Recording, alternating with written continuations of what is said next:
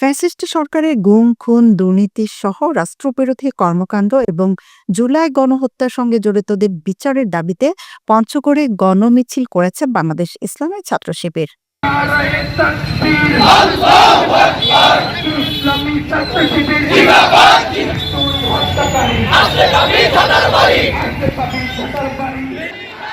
আজ শনিবার ১ ফেব্রুয়ারি বিকেলে পঞ্চগড় মকবুলার রহমান সরকারি কলেজ রোড থেকে বাংলাদেশ ইসলামী ছাত্র শিবির পঞ্চগড় জেলা শাখার আয়োজনে একটি গণমিছিল বের করা হয়।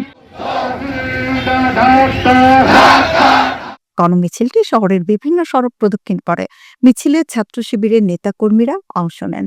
গণমিছিলটি শহরের বিভিন্ন সড়ক প্রদক্ষিণ করে চৌরঙ্গি মোড়ে এসে শেষ হয়। পরে তারা চৌরঙ্গি মোড়ে সংক্ষিপ্ত সমাবেশ করেন।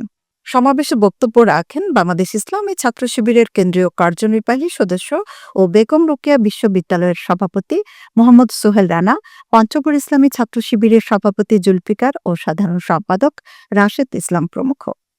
এ সময় বাংলাদেশ ইসলামী ছাত্র শিবিরের কেন্দ্রীয় কার্যনির্বাহী সদস্য ও বেগম রোকেয়া বিশ্ববিদ্যালয়ের সভাপতি মোহাম্মদ সোহেল বলেন, ছাত্রলীগকে নিষিদ্ধ করা হয়েছে। আমরা বলতে চাই, গুম, খুন, হত্যার দায়ে ফ্যাসিস্ট আওয়ামী লীগকে নিষিদ্ধ করতে হবে।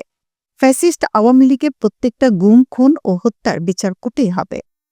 গণমিছিল থেকে এই সরকারকে বলতে চাই, আপনাদের নমনীয়তা থেকে বেরিয়ে আসুন।